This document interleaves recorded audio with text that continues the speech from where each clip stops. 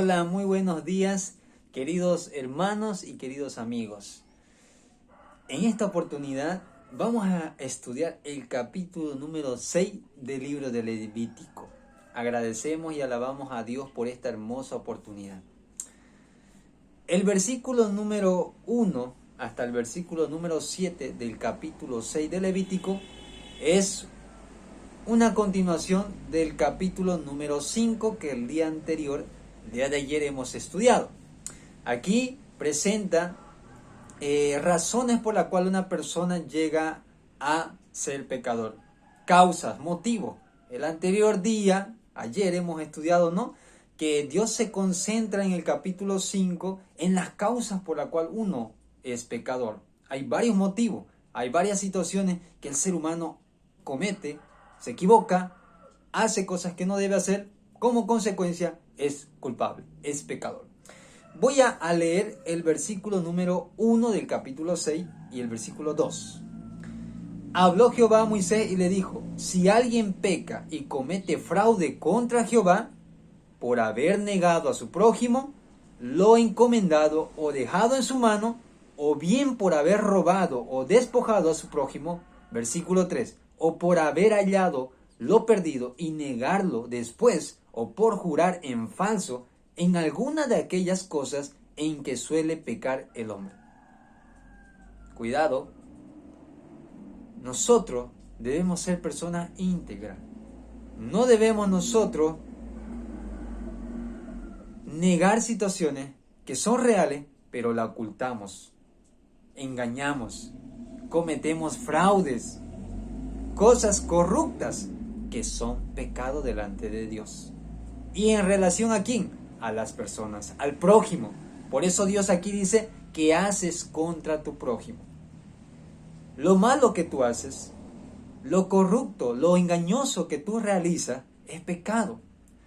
Y el versículo número 5 menciona claramente que uno debe confesar, que uno debe no solo quedar allí en confesamiento, en reconocimiento, debe restituir. Ese es un paso bien importante para el perdón de Dios. Primero es darte cuenta que hiciste mal, reconocer delante de tu prójimo, de tu Dios, las cosas engañosas y corruptas que haces, porque a Dios no le agradan, son pecado. Debes restituirlo. ¿Qué es restituir? Arreglar la situación. Eso nos enseña acá. Y eso es muy importante porque nosotros lo que quitamos, lo que hacemos daño, lo que robamos, hay que devolverlo. Lo que debemos, hay que darlo. No hay que dejarlo allí con solo perdón. Sino Dios nos enseña a restituir las cosas. Y finalmente, hay que presentar una ofrenda a Dios. ¿Por qué? Primeramente, pecamos contra Dios. Muchas veces pensamos que el daño que le hacemos al ser humano se queda con el hombre, con el prójimo. No, esto también repercute a deshonrar a nuestro Dios. Por eso el versículo 6 dice: para la expiación de su culpa llevará a Jehová un carnero, un sacrificio, un presente, una ofrenda. ¿Para qué? Finalmente en el versículo 7 dice: el sacerdote hará expiar por él delante de Jehová y obtendrá el perdón de cualquiera de aquellas cosas en que suele ofender y es culpable el ser humano.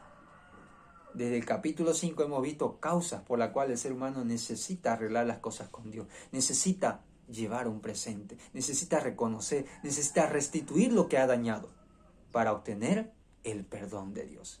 Del versículo 8 hasta el versículo 30, una hermosa enseñanza. Voy a leer el versículo número 8 y 9 para luego explicar. Habló Jehová a Moisés y le dijo: diles a Aarón y a sus hijos, estas son las instrucciones en cuanto al holocausto. Hasta allí nomás. El versículo 14, también leemos la parte inicial. Esta es la ley de la ofrenda. La ofrecerán los hijos de Aarón. El versículo 19, habló Jehová a Moisés y le dijo: esta es la ofrenda que Aarón y sus hijos ofrecerán. Versículo 24, habló Jehová a Moisés y le dijo: diles a Aarón y a sus hijos que esta es la ley del sacrificio de expiación, expiatorio. Un detalle importante: El capítulo 6, del versículo 8 hasta el versículo 30, se concentra en Dios hablando a Moisés y Moisés hablando directamente a Aarón y a sus hijos. ¿Sobre qué? Sobre el ministerio, sobre la realización de los sacrificios y las ofrendas. Sobre todo lo que hemos ido estudiando, solamente que Dios está hablando ahora en primera persona. ¿A quiénes? A Aarón y a sus hijos. En cambio, en los otros capítulos, usted se va a dar cuenta que Dios da una clara orientación. Por ejemplo, en el capítulo número 4, un ejemplo. Habló Jehová, versículo 1, a Moisés y le dijo, habla a los hijos de Israel y diles. Ahí está el detalle. En los capítulos anteriores, Dios les enseña sobre los sacrificios y ofrendas. ¿Qué tipo de ofrendas, sacrificios deberían presentar? ¿Por qué motivos? ¿Qué significaba eso? Pero les decía, habla a los hijos de Israel.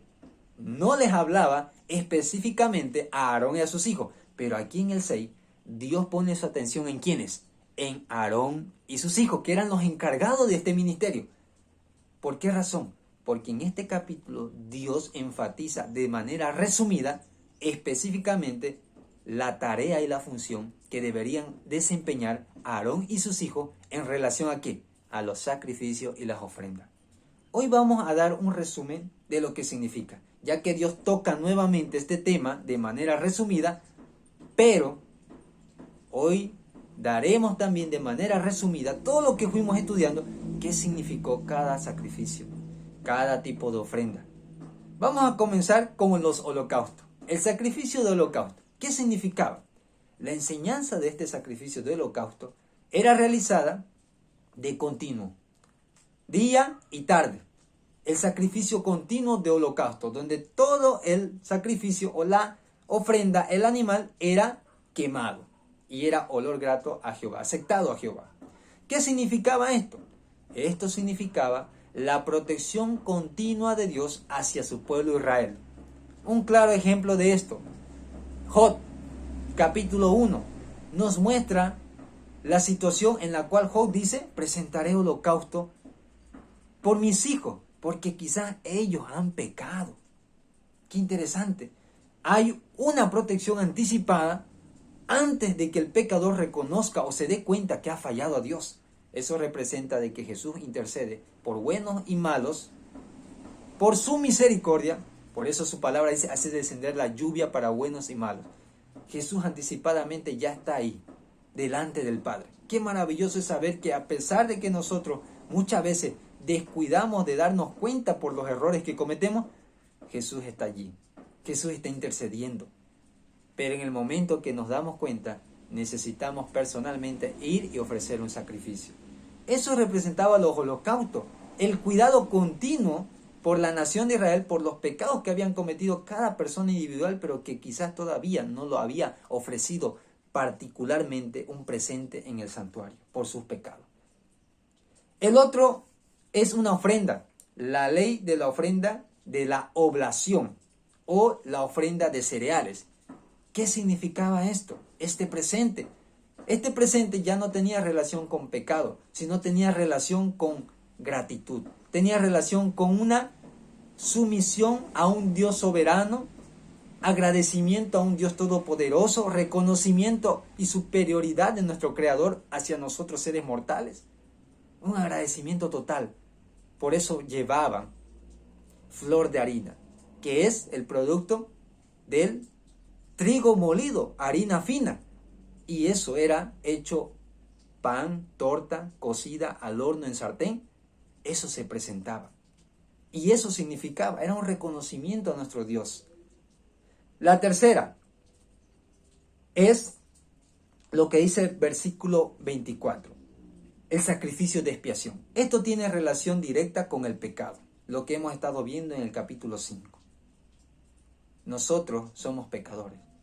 Y el ser humano en este sentido, en este sacrificio, pecaba, tenía culpa, errores y necesitaba presentar una ofrenda para el perdón de sus pecados. Es interesante que en el versículo 19, al igual que los hijos de Israel presentaban esta gratitud de ofrendas de harina, de flor de harina, también los hijos de Aarón y Aarón hacían este presente. Miren lo que dice el versículo 19.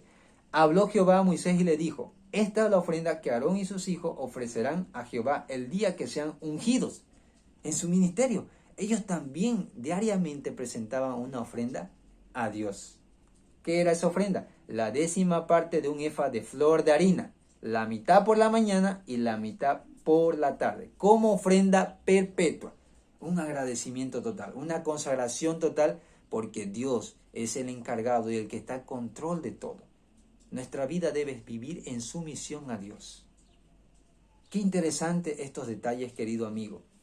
Es muy importante reconocer y saber de que todo esto nos presenta a Jesús. Jesús es aquel que está continuamente cuidándonos a nosotros. El sacrificio del holocausto continuo, tarde y mañana. Jesús es el creador, es la ofrenda de flor de harina. Él es el sustentador. A Él le debemos todo. La palabra de Dios dice: sin Él no fueron hechas todas las cosas que hay creadas en esta tierra. Y Él es el único camino para el perdón de nuestros pecados. Ese es el sacrificio de expiación. Por nuestra culpa, por nuestro pecado, nuestra mancha. Él es el único medio por el cual tú puedes ser limpiado. Así que, querido amigo, el capítulo 7 del día de mañana continuaremos aún detallando el significado de cada uno de estos rituales que se hacían. Que Dios te bendiga y que esta enseñanza pueda, querido amigo, enseñarte, primero, que nosotros debemos ser íntegros. No debemos darle lugar al enemigo para caer en la culpabilidad, en el pecado y desobedecer a Dios. Segundo, debemos reconocer a Dios en todo momento, por todo lo que ha hecho Él por nosotros, y vivir de acuerdo a su voluntad. Que Dios te bendiga, querido amigo, querido hermano, y tengas un hermoso día. Shalom.